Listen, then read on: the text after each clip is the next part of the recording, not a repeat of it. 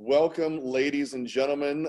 We have just had an exciting little fun preview on Zoom, and now we are inviting our audiences on YouTube, Facebook, and Instagram to our Chuck Jones Creativeside Chat of the season.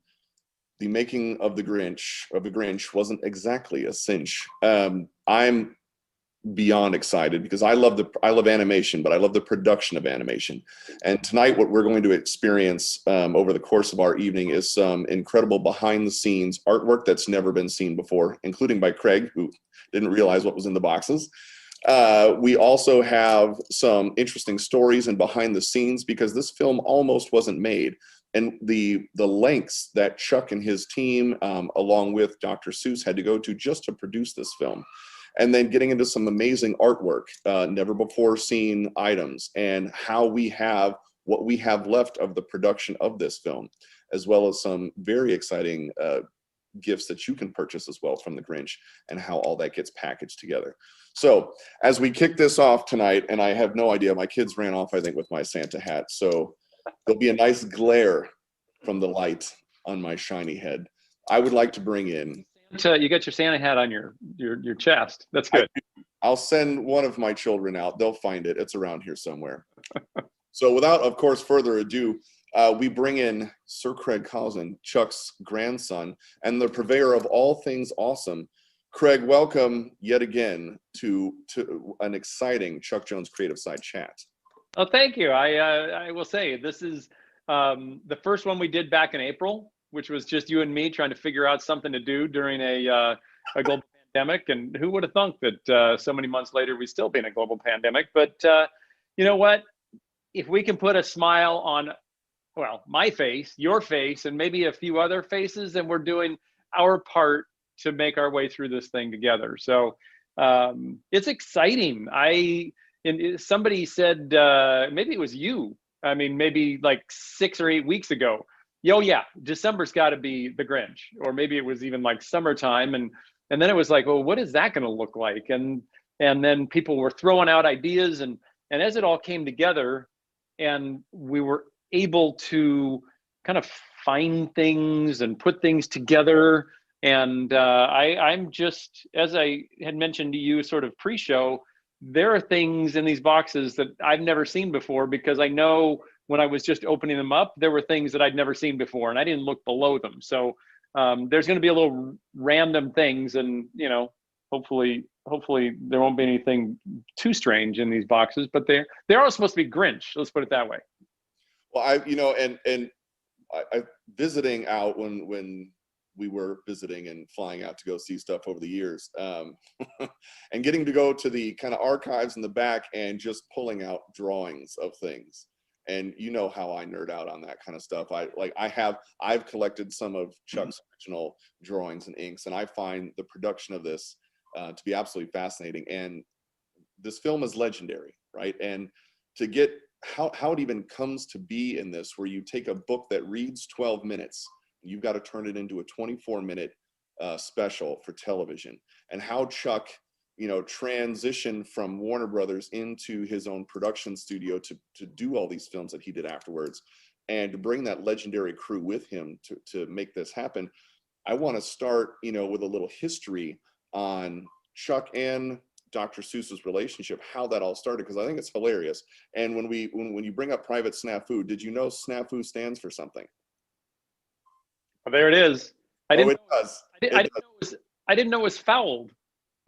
It is. It was. Yeah. I'll get to that in the private snafu of situation normally all blanked up. Right. There you go. There you go. So getting into that, these two legends that come together, and how did that happen? Like, where did they meet? Where did this all start, Craig? So well, I mean, as you said, there was Ted was already working with the Army Corps to produce training materials, and then the concept of doing training films came up. And Chuck used to say that the reason that they decided on animation is because if they tried to film actors acting in these training films on things like you saw there on malaria training and camouflage training and spy training and all that kind of stuff, that that the servicemen would say, well, that's ridiculous. They're actors, and if you try to put servicemen in there, they're just not good actors. So they just laugh at them as well. So instead, they figured out that animation is the perfect portal because it keeps it, especially if you make it amusing. There is a little known fact that when you make someone laugh, it lightens their brain and they can learn faster. So it is scientifically proven. And they were doing this 80 years ago, in the 1940s. So they got together. Warner Brothers got the contract to do the Private Snafu films, and Chuck was chosen to lead that production. And so in the midst of the other things, and if you look at the numbers of films that he did in the 40s, they certainly came down from the 8 to 12 that he was doing normally during the years. And it's because he was working on this during that time, and all production really slowed down at the time. But he got to know Dr. Seuss, Ted Geisel, very well, and this is pre-Dr. Seuss. I mean, this is in the 40s, and they were working with Colonel Frank Capra, who was in this production as well, as far as this. And Maurice Noble was there. That's sort of how Maurice and Chuck met. So it really is the basis of so many things that then went on as after the war, that these relationships continued. So I'm looking at these private snafus. Yes, I mean, you got to figure that you're a service person, in the midst of the war, that as you have to get trained not to fall for someone's trick, a woman, or taking secrets from you. Watching a guy in a cartoon would probably be a great way to get the facts and pay attention. So that's how it started. And I find it fascinating too that he was Captain Theodore Geisel, and then by the time he exited, he was Major Theodore Geisel, which I had no idea. I always thought of it about as Dr. Seuss. So that was pretty awesome. And then you get into, after they're done with films in the war, and the two of them had worked together, they do their thing. Seuss had kind of a dissatisfaction with Hollywood. I was kind of shocked to learn that he was paid $50 from Leon Schlesinger for the Horton Hears a Who. Well, the previous version that it was going to be, it was he had not, and you know what, he didn't really want his books done. That was the whole thing, is they were books, and he loved them as books. And if you really read Dr. Seuss's books, the brilliance and the wisdom and the communication of so many messages come through them. And so the way that he envisioned them, he saw them, he drew them, and the way he wrote them was perfect. And so even to open up the idea of having somebody else involved was a huge step. And he wasn't really into commercial anything. So that all of a sudden it was going to become a film was kind of like, it sounds like a commercial thing. So yeah, it took some convincing. Oh, so Horton hatches the egg. Thank you, Guillermo. 1942, and I know is after learning, even seeing some of Dr. Seuss's secret art and his kind of just quest for not, I don't want this out while I'm here kind of deal. And thankfully I have two of those pieces. And he publishes the Grinch, How the Grinch Stole Christmas in 1957. And Chuck, that beginning of Chuck making those trips up the mountain top, as he puts it, in La Jolla to visit Dr. Seuss, how much convincing did that take? Well, it was obviously they'd known each other, they'd stayed in touch. I can't believe that he actually paid him $50 for the story. Chuck $50 at that point, in the early 1940s. Leon was the cheapest wealthy man that Chuck ever knew, that pretty much anybody ever knew. But that's a whole separate story. But when Chuck left Warner Brothers and they were really shutting down the studio in the early 60s, he went off to MGM. He was doing his own production, but then went to MGM, did all these things, and was looking for projects to do for television, because Warner Brothers, the theatrical short was done. he was offered a lot of opportunity to do things inexpensively, like others had left the major studios of short subjects to go do. But he was always looking for something. He just won the Academy Award for Dot in the Line. But during this time, he was really intrigued by Dr. Seuss's books. I mean, Cat in the Hat, all of these different stories. But he really saw the opportunity with How the Grinch Stole Christmas. And when Chuck got an idea, it festered. And I think usually his creative process was not a long one as far as when he envisioned something. So he did go down 3 times to ask Ted, and because he was living in LA and Hollywood, and so he traveled down to La Jolla and talked to him about it. And most people say, well, Chuck Jones goes and sees Dr. Seuss, and they've known each other for years, and makes a pitch of an idea that, you know, of course, what's the answer? No. And then, of course, you know, he goes back and fleshes it out some more, and goes back again, and he gets another no. And then finally he puts together enough, and he talks to Ted about what it's going to mean as far as a half-an-hour television special, what he envisions it's going to be, what it's going to mean to the world, and his book, the characters, the respect, all of that. And Ted finally relented, and he said, you know, Chuck, because it's you, I will say yes. And so it was that process just to get it to that point. And, you know, at MGM. And that was number one. Before anything else happened, you've got to get the rights to the book. So that was the first step. So you mentioned MGM and Roger Mayer and how all this stuff comes together. And you know, it's one thing to go pitch an idea and to get those rights to the book, and you've got Dr. Seuss on board, and then you got to put a budget together. And if memory serves, budgets on animated shorts were roughly, especially for television, were what, in the 25,000-ish, somewhere in that range? Yeah, and you know, I mean, that was the that was the going rate for a half an hour of television animation at that time, and that was actually higher than it was even a couple of years before that for television animation.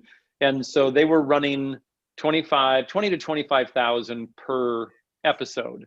And so, yeah, he, but, you know, Chuck didn't want to do something low budget. You know, he had been offered a lot of money to do something like Hanna-Barbera had done. And Chuck went on, as many of you know, to do Tom and Jerry's, asked permission from Hanna-Barbera to do Tom and Jerry's for MGM when he first came on to MGM. And they absolutely said yes, because, you know, for you, Chuck, quality animation, let's continue that. Those were 6-minute shorts. But yeah, he put together the team, which included many of the people from Warner Brothers. So it wasn't going to happen for $25,000. And what was the actual price tag? I wish I could put my hands on it. I did come across it, and the original budget was $362,000. And so if you think about that in relation, so it's really 24 minutes of animation with plus credits and all the rest of the stuff, that this was over 10 times more than what television specials were going for at the time. And so, you know, Roger said, I don't know if he really laughed, but I know that if I were in his position and Chuck came in with that kind of budget, because they didn't have that kind of budget for Dot in the Line, the 10-minute piece of animation. They had a hefty budget that won the Academy Award. But I do believe that there was something about winning the Academy Award, bringing all this acclaim to MGM, and Chuck's first Academy Award that he actually got to go accept. And there was a lot of momentum there. And so there was the discussion that, you know, Chuck, that it's never going to happen for that kind of price tag. And Roger Mayer, who was, you know, of the MGMs, of the Metro-Goldwyn and Mayer, he was the next generation, and he was working on the project with Chuck as an executive, and said, this is just not going to happen. And Chuck said, don't worry about it. I'll find the money. And Just so, all.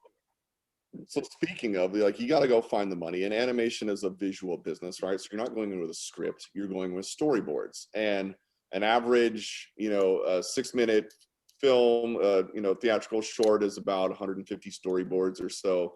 You're expanding this times 4, so you're looking at around 600-ish storyboards, and the director kind of does all of those for the most part. Pretty much all of them. And Maurice Noble did a few, and certainly can be seen in his style. But I see Scott as putting some of the storyboards that we have been able to have imagery of. There you go. So you can kind of see and this is on MGM storyboard, and so that's a Chuck drawing and colorized, and his writing down below, and having the story done and having Chuck envision it all. This whole process, as it's being fleshed out, you really have to communicate what the end result is going to look like, because someone even considering, let alone putting in $25,000 at that time, and this is the mid 1960s, when I think my dad was a chemical engineer out of Caltech making $6,000 a year. So why I remember that, I have no idea. But the idea of something on the order of $360,000 to be able to produce this 30-minute television special was unfathomable. And so the normal people that he pitched to, whether it be the cereal companies or the normal ones, that would do a family television special, weren't interested at that price point. They just couldn't get there, because if somebody came in and said, look, you get such and such for $10,000 and you're used to paying $500 for it, you're going to go, yeah, what? No, I mean, I already got this for that, so I know it's not going to go. So Chuck went around and made pitches with these storyboards. And as I'm going through, I get to share a storyboard that I actually have in my possession. It's not mine, but it's here with me. Let me see if I can do that.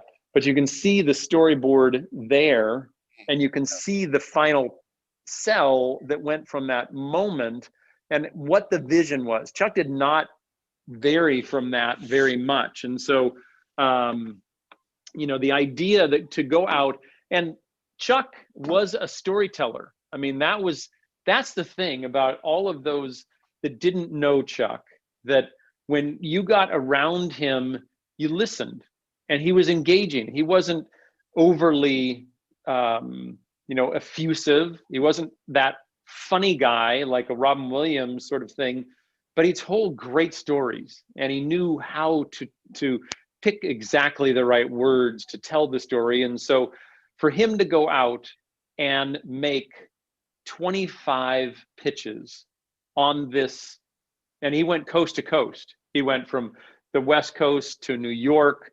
He traveled across the country and made pitches on this. And imagine taking these storyboards plus the budget and saying, here is who is going to be involved. Here is what it's going to be. It's a Dr. Seuss, going to be classic. And remember, this is only, 5 or 6, 7 years after he wrote the book that he really started creating this traction for it.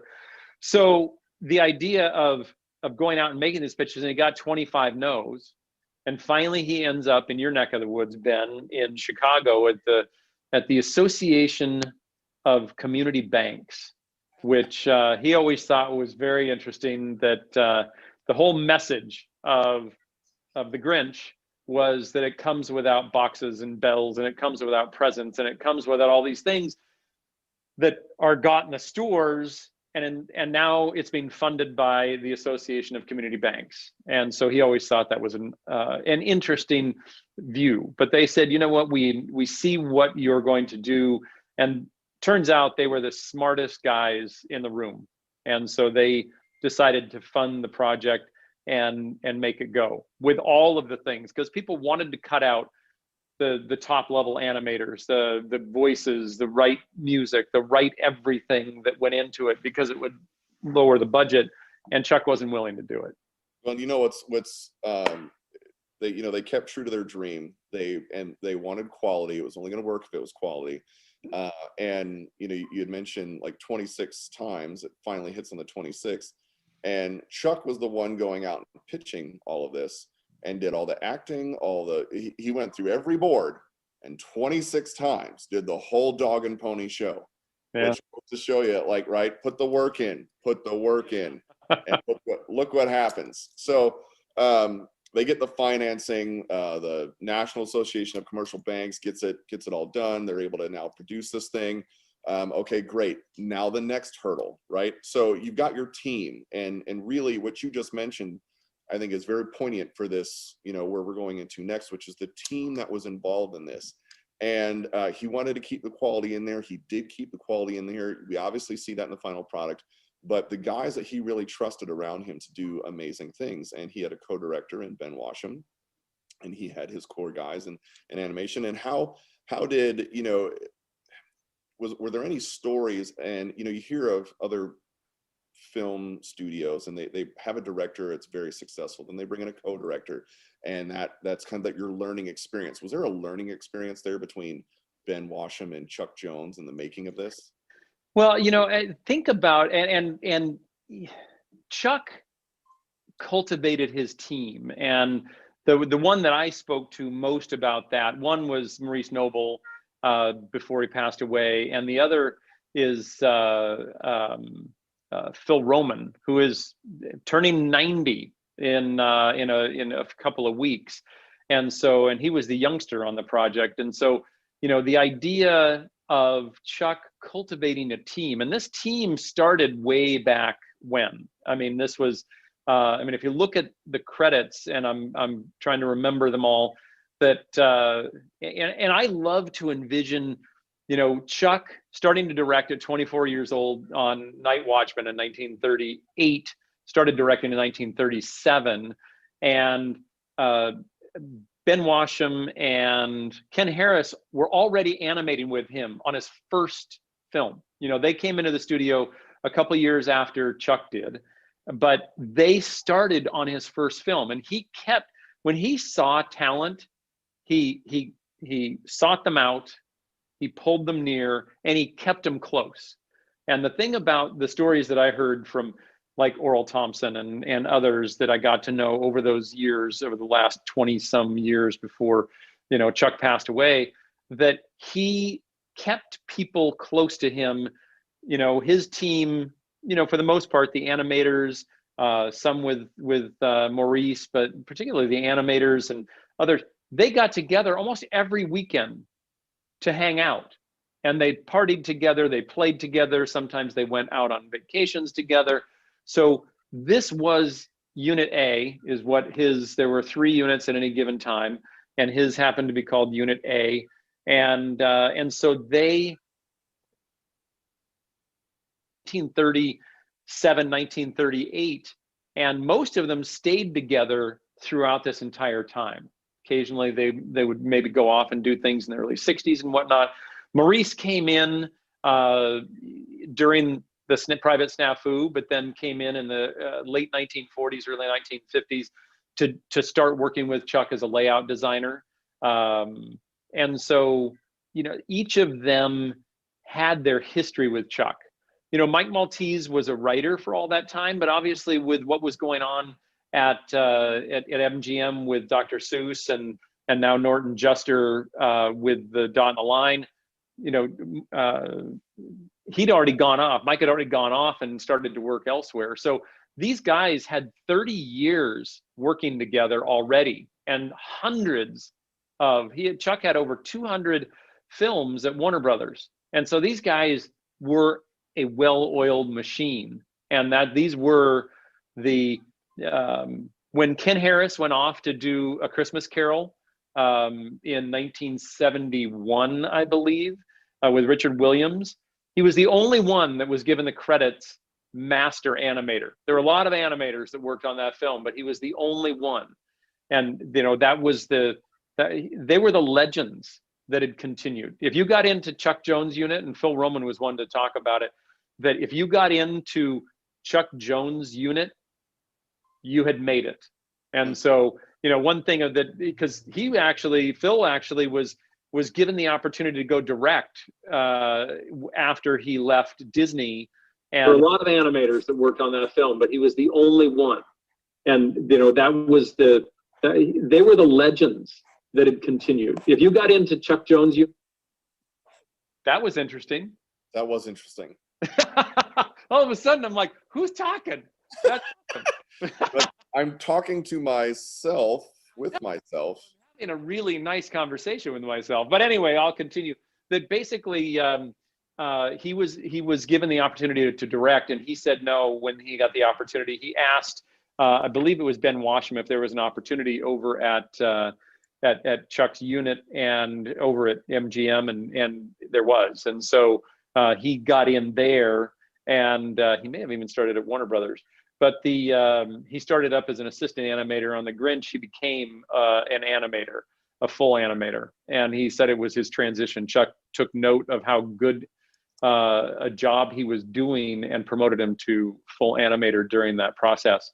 So yeah, there was, I mean, if you look at the history of each of the people that were involved in this, it was the dream team, and it was well worth paying for. As far as, you know, he knew that you know, like Maurice Noble needed to do this. You know, he was co-director of Dot and the Line, and they had won the Academy Award. And, you know, Maurice had worked on Fantasia and Snow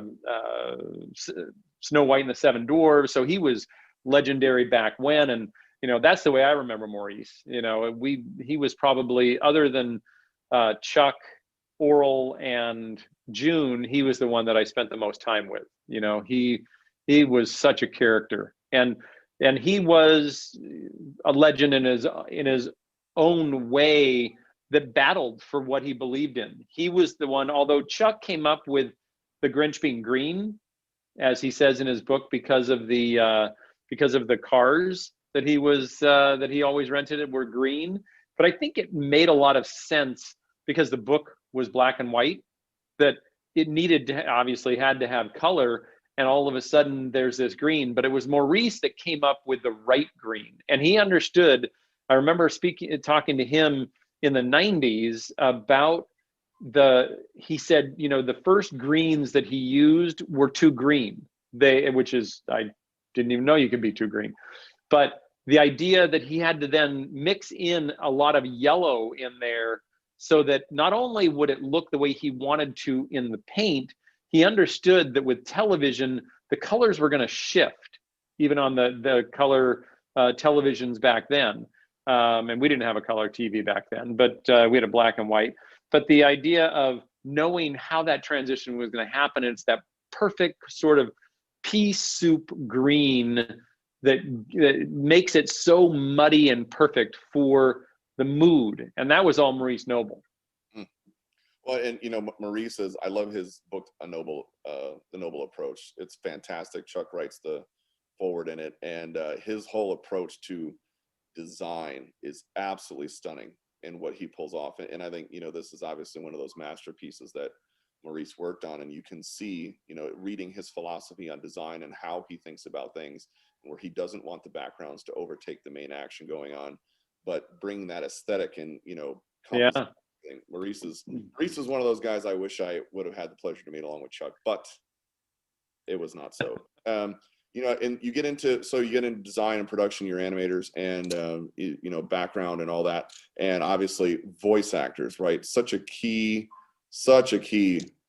instrumental piece on this is the voice actors. And Boris Karloff, like, they knew exactly who they wanted. Both him and Ted were like, you know, simpatico on that. They knew who they wanted. There was one guy, and it was Boris.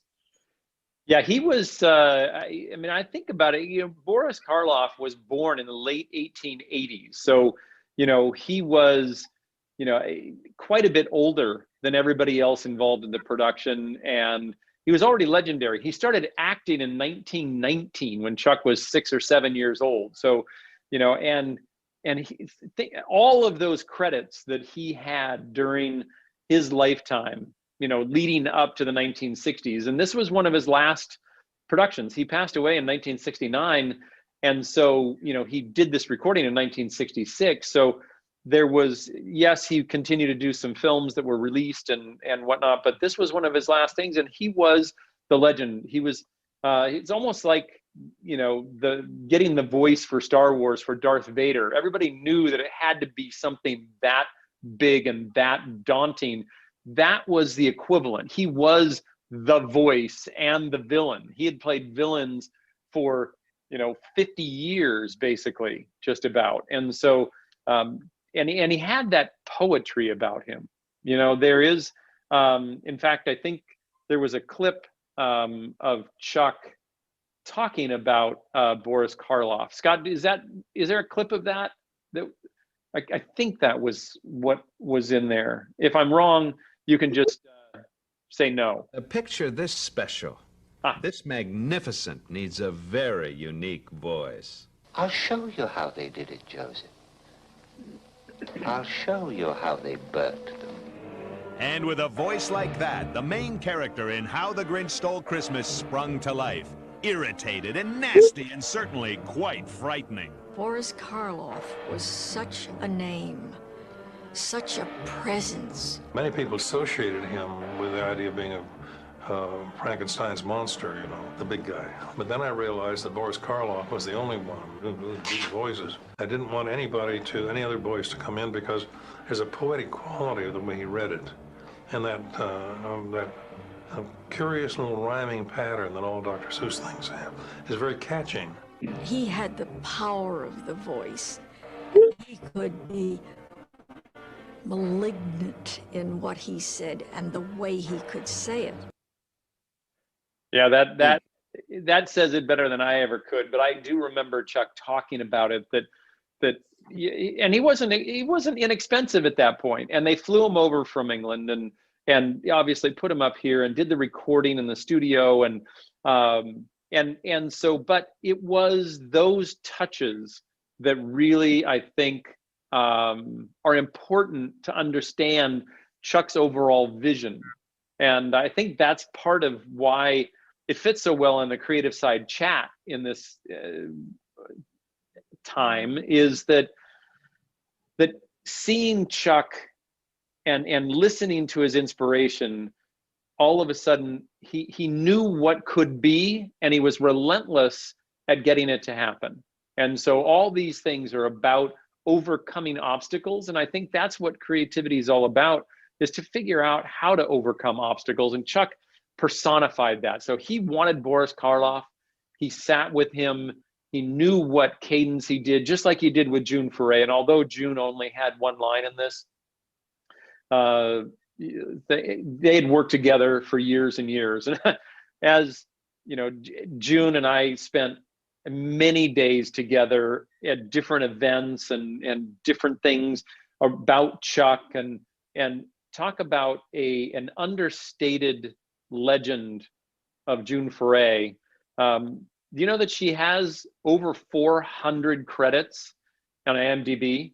Think about that, 400. And she started with Chuck in the 1950s. So, and really was the voice that he'd go to, anytime he needed a female voice. And she would, hey, there's me and June. That's such a great picture. That was, so much fun. You know what I love about Chuck's statement on her is when they brought her in, she did Witch Hazel for 3 different studios, right? Gave her own inflection on each one. She had so many things, like you said, 400 credits. And I thought it was, Chuck mentions in his book that don't call her a voiceover, right? She is not voiceover. She is an actress. And what she pulls off, and the highest compliment he could give to Mel Blanc, and his out of deepest respect, is that he was a great male June Foray. Yes, that is very true. So, and looking at these, looking at the character designs that Scott is putting up of Cindy Lou Who, and it's interesting that she does look a lot like June Foray. But I'll tell you what, she was really patterned after my sister Valerie. And so, my sister Valerie was 2 years old at the time of this production. had the blonde hair, had the blue eyes, didn't, I don't think, had the antenna at that point, but everything else, the pink nightgown and the whole thing, really patterned after it. And I think we all knew that was the case, and Chuck was open about that he sort of patterned it after, and it used to annoy the heck out of my brother and me. You know, I do remember sitting in front of the television and looking for characters like, well, no, that who is me, that who is me, that one is me, and it really wasn't true, but that's okay. That's all right. You know what? In all, yes, I do have a sketch though from Chuck in his sketchbook, and there you and your brother are in the little corner. In Chuck's sketchbook. You know, so as we get into the voice actors and you're doing your recordings and you're starting in on production and pre-production and expanding the story from 12 to 23, 24 minutes, I thought, and we have a clip from this, and we're just going to roll Chuck's words as they got into production. Scott, can you play TNT 1, please? If you read the book, you'll find that runs about 12 minutes. And so we had to extend it. We had to, but it was all added. It was not part of the book. So funny enough, right? The dog Max is, as Chuck says, it was patterned after his father's fox terrier that he tried and failed to train. So there you go. Family dog makes it into a film. Very, very true. You know, very different look than Max in the book. A lot of similarities, but he certainly took that pattern in the way that, you know, he kind of came down to a point and whatnot. But the, you know, fleshing out this into, because it's not just the reading, it's obviously the action that goes along with it, and fleshing out Cindy Lou Who more into that relationship, and watching her evolve within the story. And Max was the biggest part of it, because he really is the comic relief throughout the whole thing. But then there's also the songs, and so, you know, that it had to be a musical. You know, you don't have a musical book, and obviously there was already the singing that would happen in the book as they sing, and the you know, at the very end and whatnot. But the idea that they needed to create more songs, and so they brought in Albert Haig, you know, to compose this new thing. And as he says, you know, well, I think we actually have a clip of him talking about what he did, but he was the perfect choice of that. So Scott, let's go to TNT 4. Trim up the tree was Christmas stuff like bingo bees and hoof fluff. I think it's the first time that somebody wrote a Christmas polka. Albert Haig is a Tony Award-winning composer, and for The Grinch, he wrote all 3 songs. I've had the privilege of working with some of the really finest lyric writers in the English-speaking world, and you develop a sense when something really jumps at you. And when you hear "You're a mean one, Mr. Grinch," and then comes the analogy, how mean, you know, and you've got termites in your smile. I mean, that's just totally irresistible. And Seuss is just full of those lyrics. Those images are just incredible.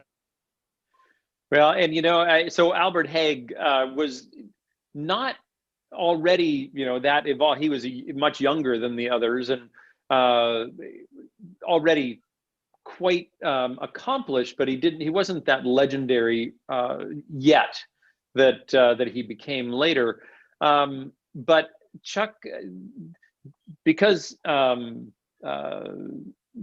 they needed a singer, and Thurl Ravenscroft, actually Chuck knew Thurl Ravenscroft. It goes all the way back again to A Night Watchman, which is, he's not even credited in it, but Thurl Ravenscroft actually sang on A Night Watchman, Chuck's first directorial film in 1938. So, you know, and he went into the war. He was in the service, and we got to know Thurl very well in the 90s. But he had that baritone voice that he sang on that first one. You'll know Thurl. Everybody will know Thurl because he was Tony the Tiger. Mm-hmm. Those who live down here in Southern California, he was the voice of the Pageant of the Masters, which is a summer presentation of fine art at a festival, and he was the announcer for years and years. So he was the perfect one.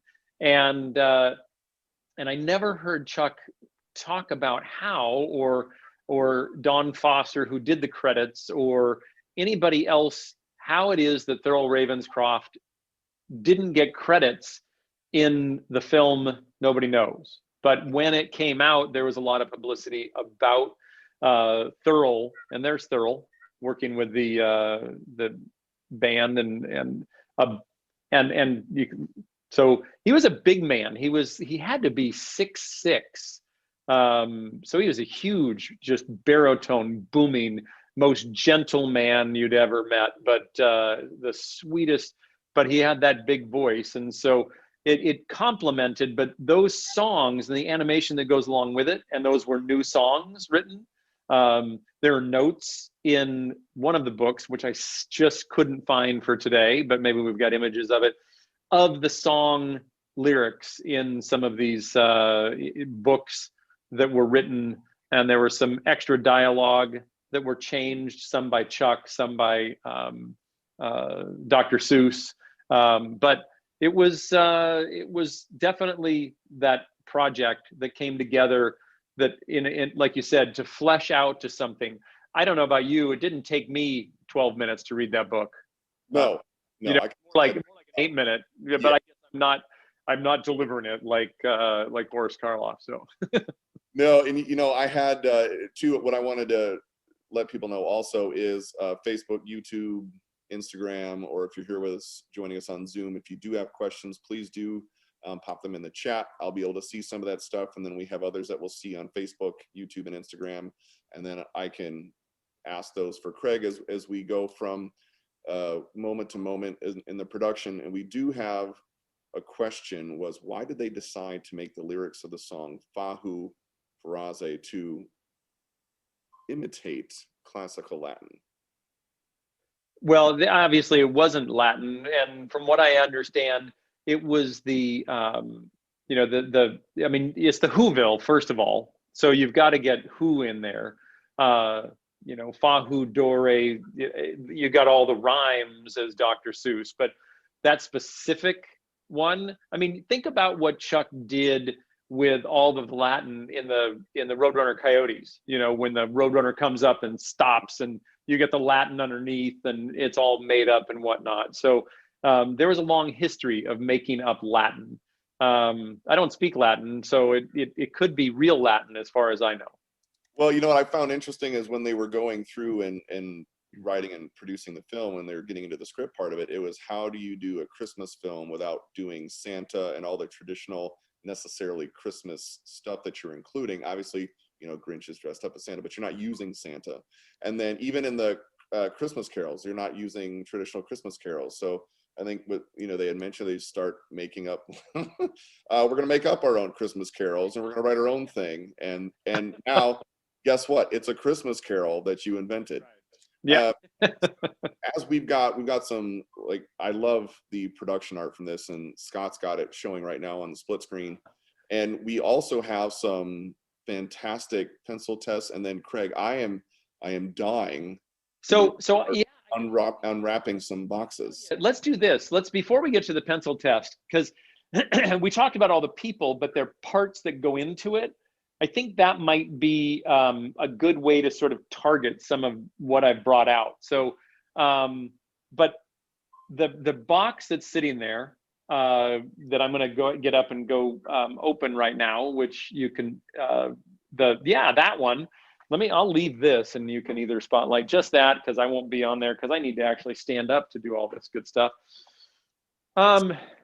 So go ahead. This is a random box. So, and it basically says stuff, you know, How the Grinch Stole Christmas stuff. And is it like that TV show where the guys buy like storage units, and they have no idea what's inside, and all of a sudden you pop it open and holy crap, look at what's inside? Yeah, I don't know if that's as legitimate as this is, but here we go. I'm gonna just see. Okay, so yeah, I didn't even know what's okay. So these on the most delicate tissue paper, and I'm sorry if there's a horrible glare. I did my best to No, not there's do that. you're, it looks good.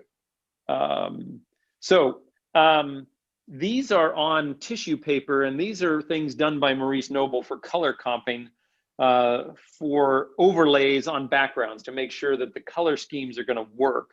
And but you know, they were taken, the designs were taken from Chuck layout drawings, but these are actually, I don't know if you can see how translucent that is, but and then I'm just going to do my buggerest best not to hurt anything. Let's get that out of the way. Craig, as you're unboxing and showing these two, what I wanted to mention is we've got on chuckjonescatalog.com, there is an entire, right at the top, links are all at the top as you hit chuckjonescatalog.com, one of a kind, one of ones from the Grinch, a lot of limiteds on stuff that people haven't seen before, and we'll get into the specials too that are offered on some of this exclusive artwork. But what is that? That is a Maurice Noble layout. That is so cool. That's at the end, obviously, with the presents. Yes.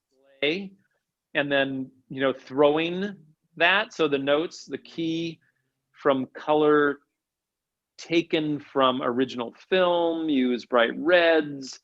I mean, there's a lot of communication going on in there. So, I mean, this is classic Maurice. Maurice did some limited edition backgrounds for us, and this is how he'd work. Just make sure that everything had its place, the color scheme was right. I mean, this is the whole production design. This is, oh, that's cool. Are these actual drawings? No, these are the storyboard stats that were given to the animators. So these were actually ones that were up with the animators when they were animating, so that they were taken up from compilation of Chuck's actual drawings. But I'm just going to take a look and see what the heck is in here. So, oh, that's random. So yeah, they would get a stat. He would compile drawings so that there were certain poses about the character drawings. Oh, these are cool. So you see, yeah, taken from his original drawings. And the way that the stats are made is that there's a negative made first. These are all original stuff done for the production. That's pretty awesome. Wow. That's part of history. I love the negatives. I know. I know. Well, I'm looking at this one. I mean, look at the who's. You know what I love too is it captured. I love Chuck's lines. You know, just in his, which is what I love about his sketches, and that's the biggest thing I've got from him as the sketches. I love that raw line, and man, that comes through just as clear in that negative. So this looks like it's all been blacked out, so that it didn't, because they were the cut marks before, so they were blacked out, so they didn't transfer to the white. So just again, part of the process back then during that time frame. So I'm going to have some work to do to put it all back together, but what the heck. And then, yeah, random. So that I'm going to, oh, that was what that was in. So how do you like that? That's pretty cool. It is pretty cool. Just a random original production cell in this, sitting in this random box. So next time I'm out there, can we just go random box opening? Well, you know, you had mentioned that before about being able to go and see some of the boxes and things like that. You know, the reason that Ben, although I love him dearly, he's a board member for the Chuck Jones Center for Creativity, so he gets special privileges, I will say. There is that. So this says that it's made for that 1996 30th anniversary event that we had. So that was obviously a title card of sorts. But let me see if there's anything else of interest, more storyboard things. I don't know. I'm not going to go forever. Oh, look, there's some snowflakes. Can you see that? I can barely see them, but they're there. Okay. Well, yeah, there's just some snowflakes sitting in there. I don't want to, I'm going to make a mess, and people don't like it when I make a mess. So I'm going to put some of these back, and then we'll go do something else. But these are kind of, so like I said, random stuff. And I like random.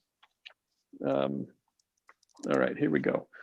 So let me pull this out of here. Speaking of, while you're going after another box of deliciousness, what I wanted to, you bring in the process of, again, I love Chuck's inks. I love the lines. Like, there's just so much character to those.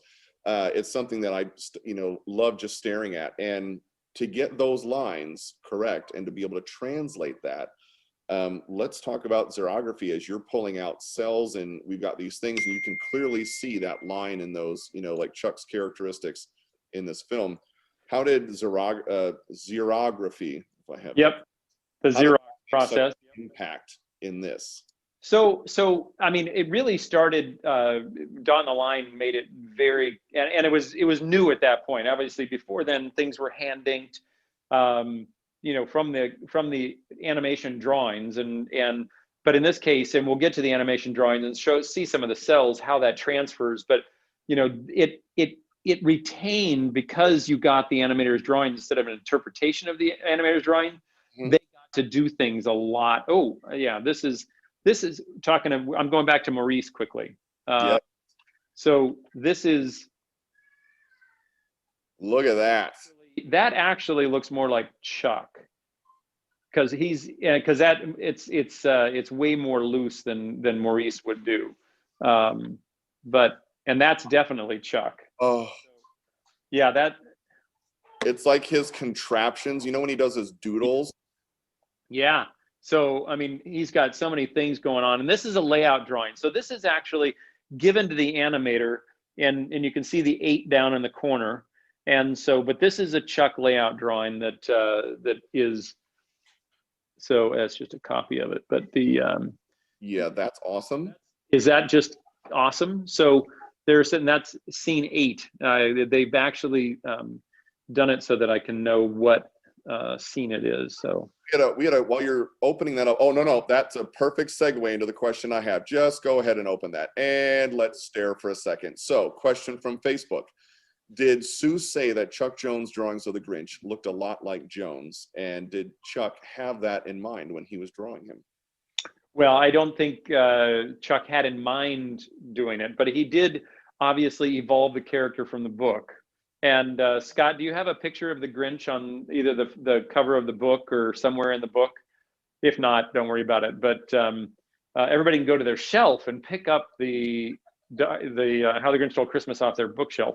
But it is that's more of yeah. So the original Grinch, this is Chuck's Grinch for the album, but that's okay. So we can go back to here. Chuck's Grinch did end up looking much more like Chuck. There's a publicity picture, Scott, that you showed before where it's Ted, Chuck, and a picture of the Grinch that was done in '66. If you want to spotlight that, Chuck has his eyebrow raised in one of the black and white photographs that you did. You can kind of see this was the joke. And I may have seen it elsewhere. If you don't have it, Scott, don't worry about it. No, where he was staring at the camera, I think it was in TV Guide. There was just the 2 of them. If not, don't worry about it. So I may have seen it elsewhere. But anyway, so going back to this, yeah, this is a layout drawing for Chuck as he's looking down the mountain. And again, we're looking at some original layout things. So obviously Chuck was communicating what was going on behind in this one, and then blue lines should be Maurice's. That's incredible. But that's taken from, yeah. Those are more blue lines that are probably Maurice's or somebody that was working with Maurice. But that is a Chuck original, which is kind of crazy. So as you're flipping through, you had mentioned, as we're looking at some original production animation drawings, you had mentioned, Phil Roman's big break. Yeah. He came in the early '60s with Chuck and really cut his teeth. He wanted to be that master, and then he went on, obviously, to produce or work at Sopwith Productions on Peanuts, and then went off and started Film Roman and did incredible things over there. So So these are things. So what is this?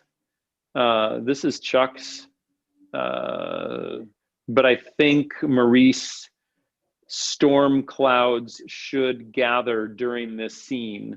So Chuck's idea was having storm clouds behind the Grinch during this scene, but Maurice obviously didn't agree because there weren't. This is, how can I stop it from coming sort of situation. So, oh, look at that. Yeah.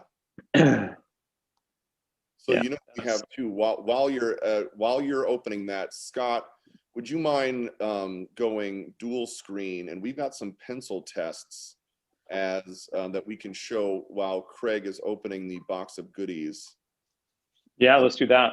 Let's start with 0154, and then we'll kind of march down a little bit to 0353 also. But we've got some pencil tests that show the pencil work on the animation, and look at that. That's Maurice's background layout, but it's actually twofold here. This is the left-hand side that he's going in when he's running away, and then it looks like, I think that was there. That's what the background looked like when it was done. So it was two-sided, and that's an actual cell sitting in there. That's kind of cool. What I love about that, though, it goes to what Maurice would say about his design, right? Was he doesn't want it competing with the action. It has to be a complement, because if you're background over the action, then he's not doing his job right. Yep. So that's pretty awesome. Let's see. Let's go BG96. Look at that. What? Yeah. Look at that. Is that crazy? That's a cool. I love that scene. That's just a classic. I like, well, the horn weighs him down and he saws a few off and it writes back up. So this is not an original cell. This looks like it was hand inked for a different purpose, but because you can tell the Xerox thing. Oh, that looks like real. That, but it says scene 107 not used. So maybe they didn't get to that point for some reason. But look at the timing marks on this, and as far as positioning, I mean that's unbelievable. Scott, let's go back to spotlighting Craig. So that's a Chuck layout drawing. I mean, this is how he communicated what he wanted as far as eyebrows and scraggliness and furriness. And I think that was the coolest thing about what the animators did. They animated him shaggy. If you look a lot of the other animation drawings, they're being very clean. Oh, this is interesting. This is Chuck telling the camera person how to layer them. I've never seen that before. I love the fact that he communicates visually. Yeah, not in text, but so this is the scene that he's talking about with the rope and the snow cycle and the wow. Yeah. That. So we have the director's notes right to the production animation itself, and here's how it all gets put together. Look at that. I've never seen him do that before, but obviously he knew exactly what he wanted. Huh. Oh, this is going down the scene. This is a Ken Harris scene. Yeah, there's Chuck's layout drawing for this, going swooshing around that corner. Oh.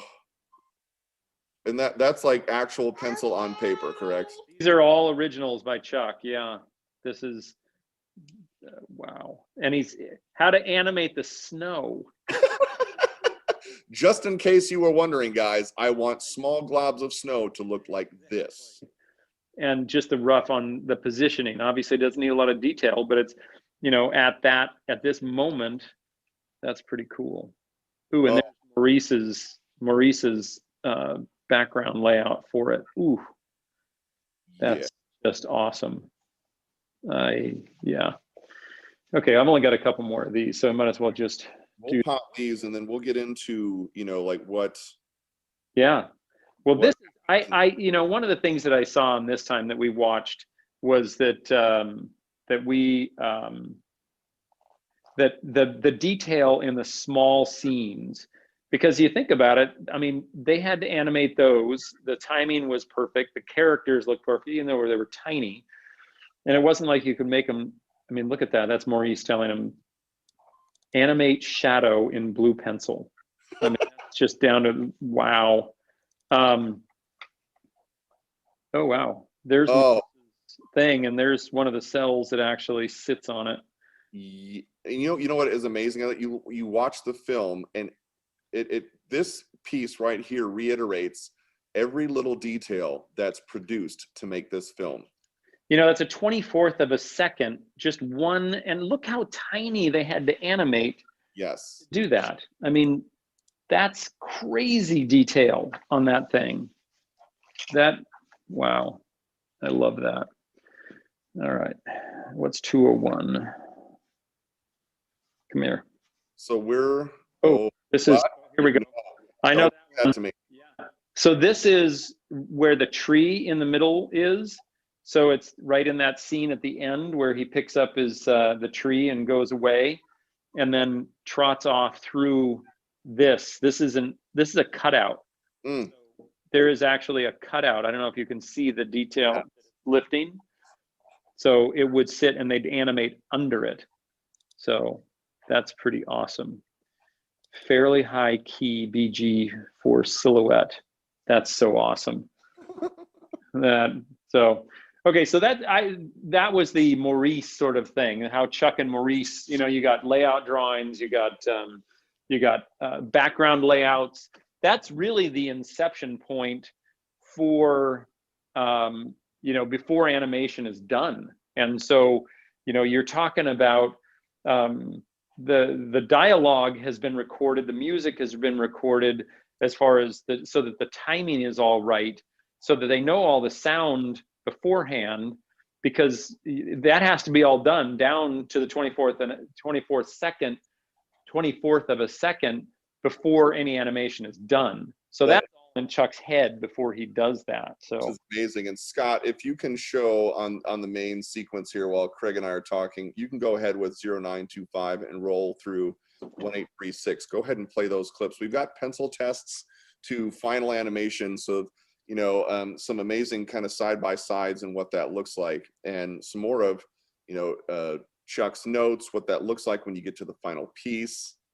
So much goes into this production.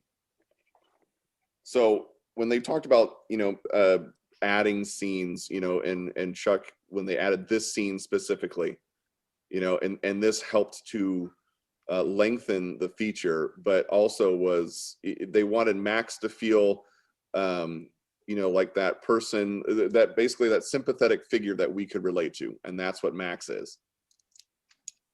And obviously he does that so very well. I mean, that's Chuck mastery of understanding the character. So so as we go through and we see some of these things, again, I want to just bring up, we've got some amazing pieces at chuckjonescatalog.com. The Grinch is all loaded at the top, and I was drooling over some of what you have on that part of the site, which is available, and we can see here and some additional pieces. And what I found was an interesting note is that Chuck said that the Grinch changes his green changes just a bit as his heart warms, right? And he goes from the Grinch before to the realization after of Whoville. Well, and obviously everybody recognizes that at that moment his eyes turn blue. Now, and I watched closely, he's got blue eyes here, but before that moment he's got red eyes, and he does kind of go back and forth between red and blue in that sequence after they chase the sleigh up. And I believe there's some continuity checking that's going on there, but you know, if we look at, let me pull out an actual cell since we're talking about it. If I have one here, well, I don't have any. Oh, bugger. Was there a Grinch? No. Well, let me see if I can find one as we go through. So the maybe there's a blue-eyed Grinch over here. I'm going to walk by on this side. All right, you walk on that. What I wanted to show too is go ahead and Scott, if you can roll the other pencil test as we kind of get into that, which was more on the pencil test 4. We go pencil test 4 and 5, and so we can see that as Craig's pulling out some pieces. Yeah. Hello. I love watching this stuff. Yeah, Craig, keep that up because we're going to come back to your view of what you have framed there in a second. Yep, just a second. I'm going to get there. So we go from production, everything's wrapped, you know, it hits TV, and it becomes an acclaimed success pretty much right off the start, which had to make Chuck and Dr. Seuss feel pretty darn good.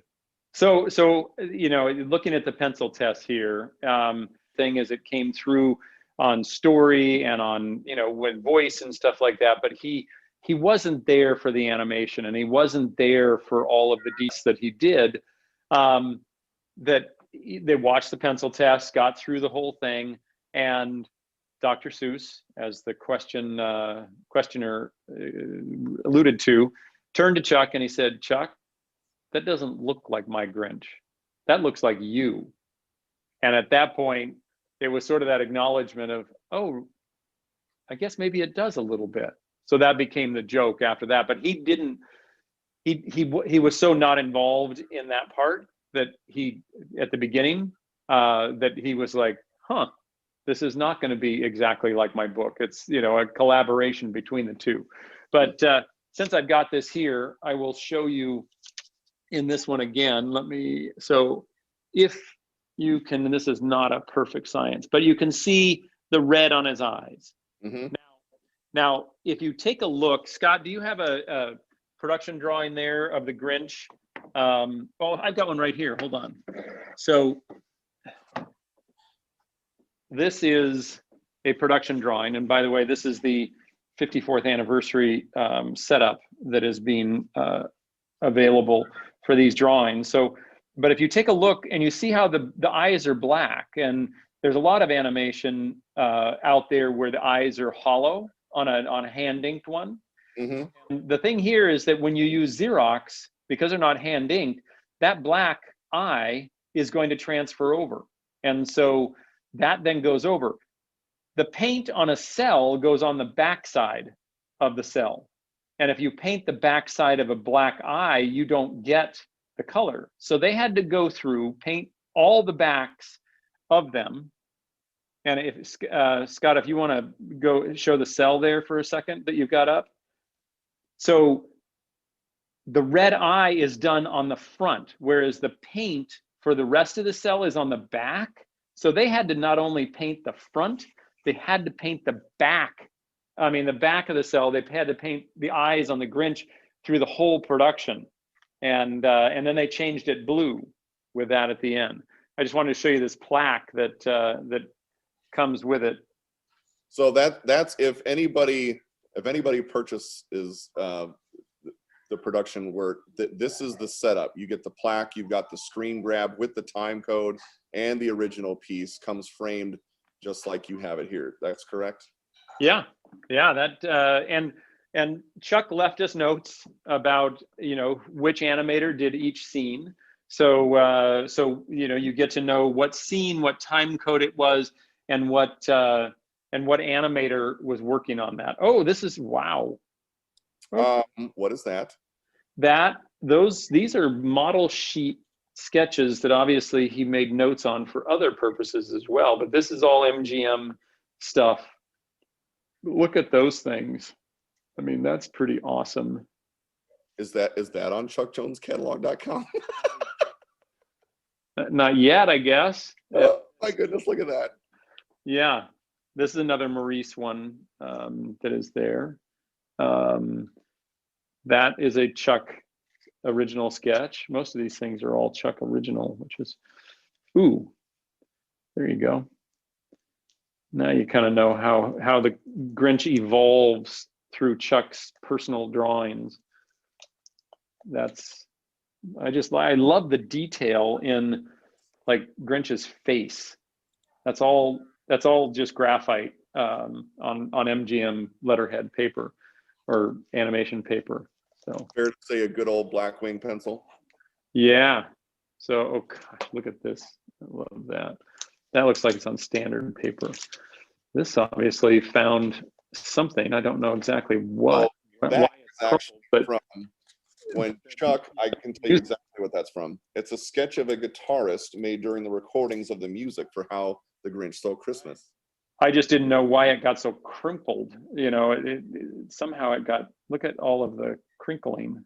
Well, you know what? So that brings up a good segue as you're doing this. You know, obviously the film comes out, great success, a lot of accolades go with that, and you know, you get into life after production and what happens to all of this stuff, and Chuck's retention of his work after, you know, like how some of this stuff you almost didn't have. So how did the UCLA storage, you know, the broken water mains, all that kind of stuff, how is it that you were able to preserve what you did? Because what was the status quo in dealing with artwork post-production?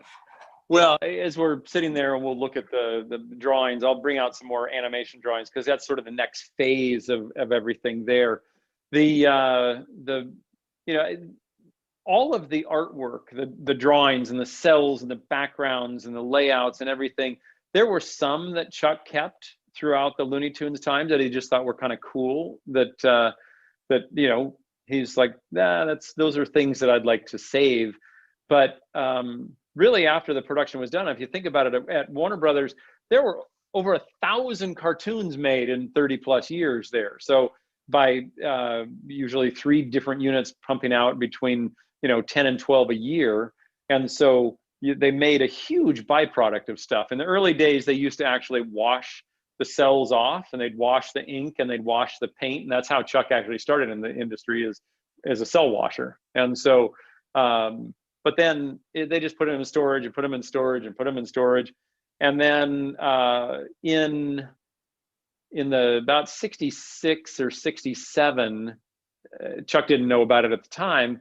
Warner Brothers, after they shut their studio down, they needed storage, and some have already heard this story, but there was, you know, byproducts from 1,000 cartoons with all of those animation pieces, and they needed storage for another department, and so they took them out in the parking lot and they burned them all. And so it is one of those still visceral things that kind of hurts me when I think about it. Not for Chuck he wasn't hurt by it. You know, when my mom found out about it, when she was looking to possibly start this animation world of selling in art galleries back in the 70s, and found out that story and told Chuck, thought he was going to be devastated. And he said, well, that's okay. I tell you what, I'm still here. I'll just draw. You create limited editions like Rembrandt, and we'll do them in the same style, and we'll go ahead and sell them that way. He just was sort of like, okay, well, that was byproduct. But at MGM, it was his Chuck Jones Productions that had them, even though he was an employee of MGM, and he kept a hold of them. And so, and because the studio certainly didn't want to pay for storage, no one wanted to pay for storage, and so he stored them all. And then in the 70s, he loaned them to UCLA Animation School, and great animation school. Chuck knew those folks really well. Thought it would be great to study How the Grinch Stole Christmas there at UCLA, and he could teach. He wanted to pass this along.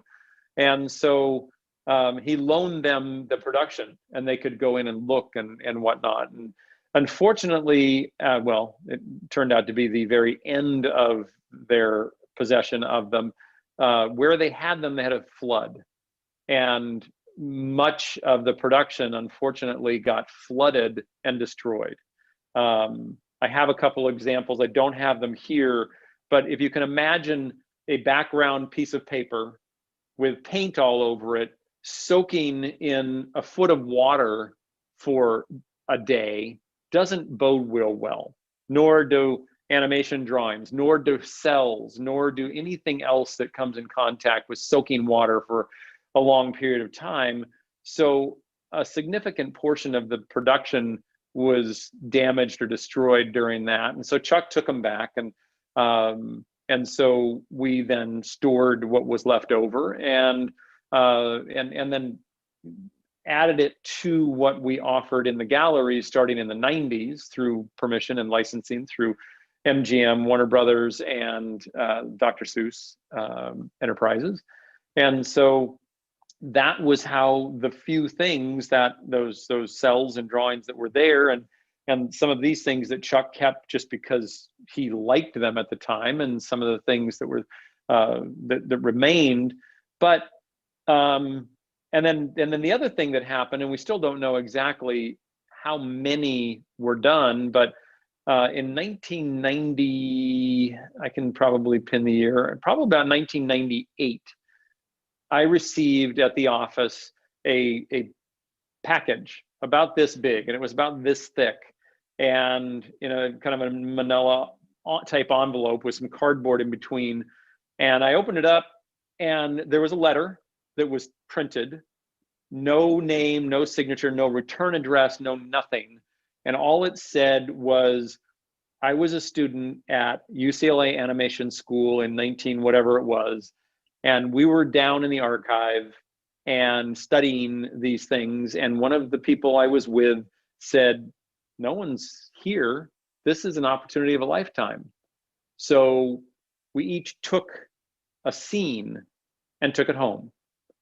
And this person said in their letter that it had eaten them alive from inside since the time they did it. They never did anything with it. They never sold anything, and they just wanted to get them back to the rightful owner. And I don't know how many scenes disappeared that way. There may be out there in the world somewhere, but somebody lightened their conscience a little bit by sending back a scene of drawings and cells to Chuck. And so who knows how much of the production walked away that way. But, you know, this production has been through hell and high water, I guess, literally. So there you go. How do you like that? That was very good. I will give you the for you, sir.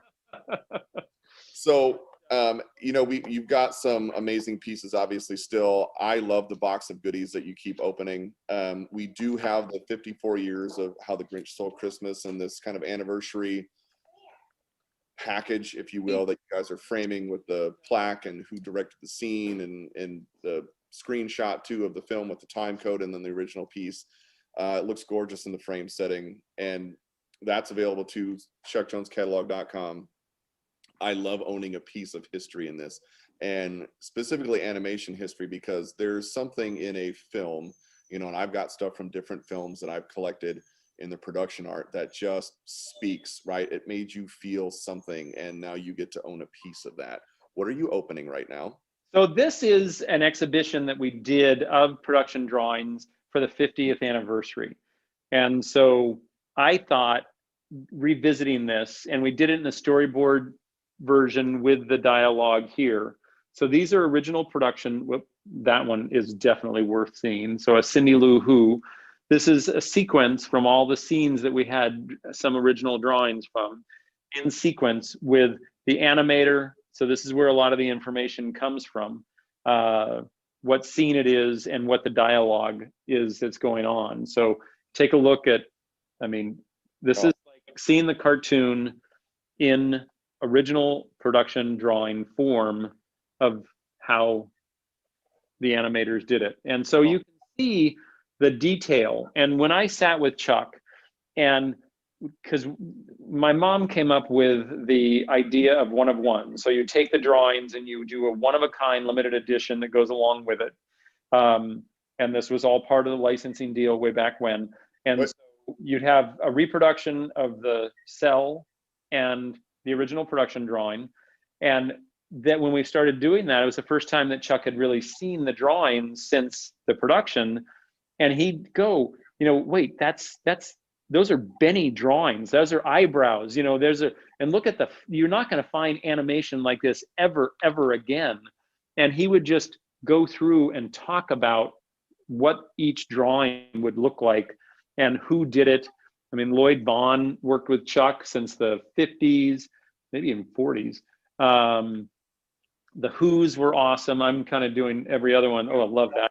Go back one real quick. So I'm just gonna give out a shout out to Ben Washam. There you go, Ben Washam. Here's another Ben Washam. Oh, this one. Wait, where'd it go? Next one. Yep. So you know what's incredible about this is, and what I love about it, because I can go back to it, is you own an actual moment of time with these, which I absolutely love. I mean, look at this is the thing. This is a drawing of just the eyes, and you can see the detail of that pencil on that paper and the texture and how much effort there is into there. So so you were going to tell me a quick story about Ben Washam and Ben Washam? I forgot what that story was. I love seeing the name on there, so that's awesome. But he's the grandson of Ben Washam. So we have Ben Washam, who is the grandson of Ben Washam. And there it is, the 24 Karat Award to Ben Washam. There you go, sir. All right. Well, we'll have to connect, because I that would be awesome to meet another grandchild of someone great like that. So yeah, he reached out on Instagram, because we're follow each other on Instagram, and made the comment a couple days ago. So I'm gonna try here. Maybe I'll do this, and then you can see both. I wonder if I can. No, can't do that. I am taking more time than I'm supposed to, but I think it's worthy if you guys are okay with it. There we are. How's that? Okay, now you can see two at once. I always like that. All right, here we go. Ooh, there's the antler scene. How do you like that? Love that. That's Tom Ray. Tom Ray came back and worked at the Chuck Jones Film Productions for a while on Superior Duck. He was out and about for a long time. This is Ken Harris scene.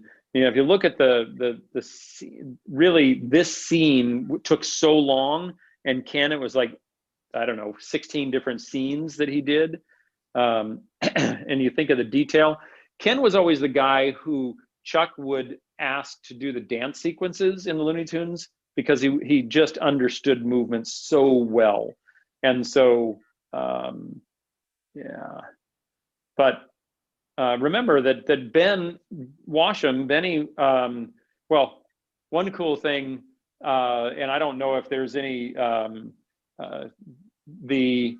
Bob's Big Boy was created by your grandfather, and right next to the studio. And so he did the designs of Bob's Big Boy. And I still tell you, every time I go up there, I got to go to Bob's Big Boy, and I think of your grandfather when I go up there. So, but Ken Harris would do all the dance scenes. Here's Dick Thompson, who was married to Oral Thompson, who did all the ink and paint. Got to know Oral Thompson because she just passed away in, I think, 2014. And she actually, Oral, head of ink and paint. Do you have a picture of Oral Thompson there, Scott, with the Grinch? With the statuette? Maybe not. Oh, there she is. So if you can spotlight that for a second, there she is. So I got to know Oral over the last, I don't know, 20 years before she passed away. And she actually worked on Tron, the movie, the first one in 1982. And I geeked out because I was at UCLA that year, and I changed from pre-med to computer engineering because of that movie. And she worked on it. So talk about a cool thing. And she sent me, before she passed away, she sent me a mug that she had from the production of Tron. So a coffee mug. So that's one of my cool stories. Oh, that's an extremely cool story. Detail. Look at these dang drawings. Dick Thompson and the assistant on there. Let me get on this side. Up the tree, up the tree. Love that. There's more Ben Washam. Look at this stuff. Look at the detail in there. That's just nuts. I mean, that is just unbelievable detail. That Chuck was right. There is no animation like this. This was kind of that crescendo for all these guys and gals that worked together because they had the time to do it right. Even on Horton Hears a Who, there was a lot of things that were taken away from Chuck and the team on Horton Hears a Who. And because things, and I'll just kind of aside for a second, because it wasn't exactly like the book, Ted got more involved in Horton Hears a Who, which is the next film that came up. And he came back, and actually during the production, and because it was so good, Ted gave Chuck the rights to all of his books to do. And so Horton Hears a Who was next, but Ted came back and said, you know what, I want it more like the book. So I want the characters to be a lot like the book instead. And Chuck said, okay, do you want Horton to be like what's on page 4 or on page 9? And which way do you want his knee to bend? Do you want it to bend forward or do you want it to bend backward? Because I can't do both. That just won't work for me. So, and in a book, you can have any different angle and it can be, you know, different size and whatnot. But in animation, you've got to come up with the right anatomy. And so Chuck did obviously come to an agreement with Ted. It was much more like the book, but that was the last time. Chuck did the storyboard for Cat in the Hat, but then that was directed by somebody else, and they sort of decided that they would go do different things at that point. So love these drawings. That's my favorite part, is the production drawings. So this is, and each one of them is, you know, scene 243 by Dick Thompson and Ken Harris as he, you know, has his epiphany up here. So that would have been the time where when he blinked, it went from red to blue, and love that scene. So one more time too, as you're flipping through this, it's all part of this 54 years of How the Grinch Stole Christmas and what you guys did with the commemoration, what you showed, the screen grab and the time code, and then the production drawing. Look what that says. I don't know. What does that say? What does it say? Can you see that? No. Well, I'll read it to you. It says, Grinch original production drawings signed by June Foray and Phil Roman. What? I guess this is a scene that Phil worked on. He recognized it. Wow. They did a show together back in like the early 2000s. Jeez. Yeah. That's okay. awesome. That's pretty cool. Huh. It's amazing what people hide from me. You're like, look at what surprises lie in this box. Ooh. Yeah. Wow. Those are pretty awesome. I love you have fantastic white gloves also. What's that? I said those are fantastic white gloves also. I know. Well, you know, it's my closest impersonation of Bugs Bunny. But I have too many fingers. So I just thought I'd bring out some final type setups. So I don't think this is original production, but this is over a hand-painted background that was to match the original background. It may have been damaged, but that's an original production cell, which is just so cool. And see, I would have gone, that's me.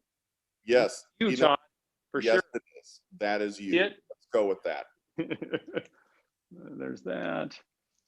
And more Who's. Wait, there was one that I saw earlier. Where did it go? Oh, there. Oh, that was the one. Okay. That's probably my favorite one of the production cells. This one here? Yeah. Just the character in that sack with him and. I know. Yeah, when he comes down and well, yeah, tell you what, there's a couple of moments that are key to me. By the way, when he's sitting on the sewing machine and his tail comes through. Yes. It hurts. It hurts me for some reason. I'd be like, seriously, you're putting the dog tail through there? That's something wrong. And the dog's just like, whatever. And then he's like, oh, what? I just, ended up here. And then Scott, take that. Scott, go ahead and take what you got. There you go. Oh, yeah, okay. Yeah, this one, oh, you had the pencil test for this. This is you. Yep. Nope. No, thank you. I love what? The other moments, when he gets his his epiphany, and he's listening for the, he's like, it's a sound I simply must hear. Yes. And it's that delicious moment where it's the anticipation, and although you've seen it 100,000 times, you're like, it's like in Mouse Wreckers, where there's that moment where you're waiting for it. Yes. Yeah, exactly. Where I'm just, then he's like, well, wait a minute. And I do that at times where I make an assumption on things, and then I'm like, what am I missing? And that's usually when the inspiration or the revelation or whatever happens in that moment. So I love that. It's the pause of what am I missing that really leads to his epiphany. So he's got that from like I love the moments too, like the little moments, even when, they're running down the hill and the dog just looks at the screen, like looking right at you. Yeah, those breaking those walls is a huge part of it. And so, I don't know if they've shown, I think these are some of the original things. There's things like the script, that's a copy of the script, but it's got some notes on it and whatnot. Genie with the light brown or the light green Grinch. That I don't know. But then you were talking about the success of it, and how successful. They didn't think it. Usually productions were like one and done, and that's what they were billing for, and that's what they were expecting. And all of a sudden, it became an event because of who was involved. And Chuck, fortunately, had a clipping service. So some of these things are so incredible. I have looked through some of these. There's always something that I haven't seen. But there's that photo of Earl Thompson with the Grinch. That was for the Hollywood parade. But this is the actual the San Diego Union. And so I don't know. I like reproductions because they're easier to look at, but sometimes you just gotta actually. You're just gonna feel it right out. Well, it's in an archive and it'll go right back in the archive folder. So, but you know what? No one's ever seen this for probably 30, 40 years. So I figure we might as well do it. What do you think? Is that okay? Look at that. Okay. Yes. So this is. If it's okay with you, it's okay with me. Hometown of Dr. Seuss. So obviously front page. There's Dr. Seuss, the Grinch, the weekly schedule. This is how people found out what was coming on television. And so, you didn't just Google what's on TV. Look at that. Look at that. An inch in time makes a perfect size 9. For $1. And you know what? I'm a size like 10.5, but I'll bet you I could slim down to that 9. That is awesome. And your choice, $5 per 95 square yards. $5 for 95 square yards of drapery. I could carpet my roof. That is just awesome. I'm just looking at what's on. So Sunday, December 18th. Look at it, Mormon Tabernacle Choir on Channel 5. The movie, The Come On. Look at that, Porky Pig on Channel 6. See how it all comes full circle? It does. That's awesome. That should be that. There you go. You got Porky Pig on Sunday morning. So Sunday mornings. Yep. As we bring this to a head. Yep. And first of all, thank you so much for bringing all this out. And I want to remind everybody again, ChuckJonesCatalog.com, one of a kinds. Like, you get the one thing, and then how you guys are producing it in the frame with the screen grab and the time code. There's some amazing production art there on ChuckJonesCatalog.com. The entire page is top loaded for Grinch, and I want to thank you.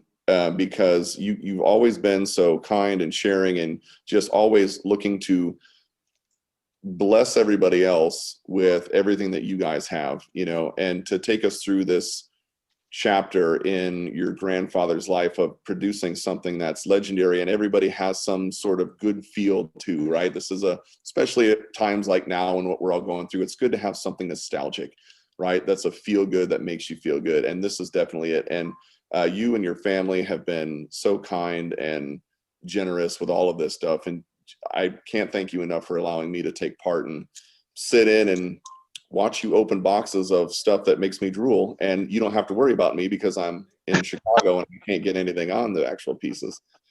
Well, you know what? I think your observation is accurate. That it started with Chuck. I mean, he was the guy who, and I never met anybody who was more giving of his time, of his talent.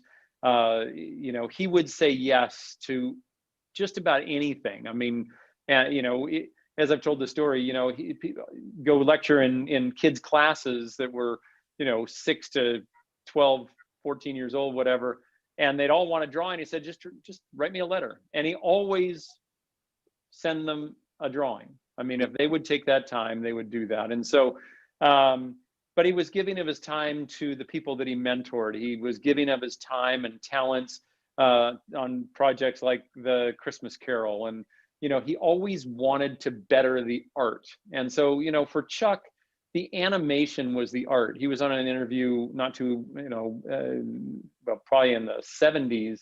And, the guy's like, well, so, these are cartoons. They're well, what do you call them? And he said, art.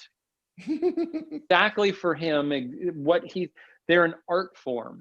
And so when my mother was approached and then had the idea that maybe there was something to do here to service a desire, that it became an adoption agency. And really, it's now been 17 years that I've sort of taken over the head of that adoption agency. And the idea is to find works of art wherever they are, if they're in someone's attic or someone's archive box or in their heart that they're needing to draw or paint or to get out of them, and get them to the home of the people who love them. And so, it's not just finding a home, it's finding the right home. And so, it's always that. And Chuck was very, and if people ask, well, why don't you just hold on to them? And the idea was, and there are things that we hold on to for museum exhibitions because we do want to share them with the world. But the idea that Chuck and my mother, Linda, had is that what good will they do in a box in the warehouse? It brings much more joy to people to have them in homes who love them. And that's the whole point of the business. And so, it's a passion for all of us to find the right adoptive parents for each one of these works of art. So, Ben, I appreciate you, wrangling the cat today, because it could have gone any which way, but you kept me on track, and I appreciate that. And I'm still Boris Karloffing over here. I just love that. There's something about that. And so these were actually just at a quick, there was a request for a Grinch oil painting, never done a Grinch oil painting. And so in 1992, he did 2 of them for limited editions.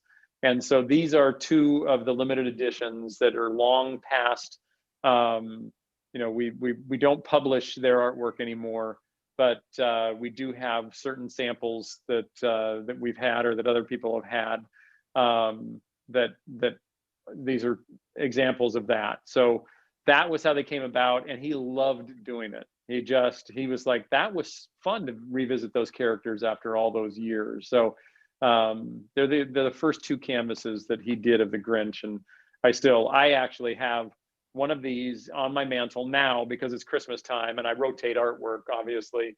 And I've got one of those in the family room. So it feels like I'm with family. There you go.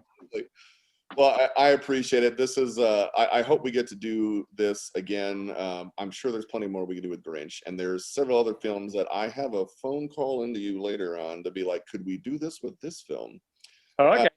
So yeah, thank you so much. Thank you to everybody on Facebook, on Instagram, on YouTube, joining us here on Zoom, and being a part of this, how the making of a Grinch wasn't quite a cinch, and getting to see some really amazing things. We hope to see you next time for our Chuck Jones Creativeside Chat. Please do visit chuckjonescatalog.com. You can see amazing works of art that you can own yourself and own a piece of history, and some wonderful setups that the good folks at Chuck Jones Galleries are providing. So with that, I want to say Merry Christmas, Happy Hanukkah, have a wonderful Christmas season, everybody, and we will see you again next time. Hey, Ben, you want to unmute everybody? Have Scott Ryder unmute everybody? Scott Ryder, can you unmute everybody and we'll give the big bye?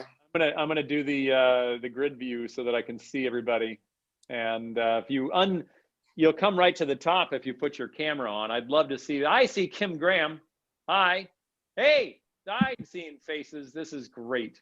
It's almost like Homestead time. Everybody come live with me. Hey, Mike. Hi, Greg. Hey, Jim. Hey, Judy. This is great. Thank you guys for coming to visit, and hopefully you saw some stuff. I didn't get through all the boxes, so we're gonna have to do it again sometime. Oh darn. Yeah, I know. Well. Oh darn. Yeah. Thank you very much, guys. Have a great evening and have a Thank good you. week. Thank you. The little guy. Greg, that's great. I love that picture. Oh my. Joanne, it'd be great to see your face. Great to see your picture. Ken, Ben, nice to meet you. Yes, you too. I'm going to reach out to you. I would love that. Yeah, I'm Craig at chuckjones.com. Just Will do. Later, guys. Megan, that's awesome. Thank you.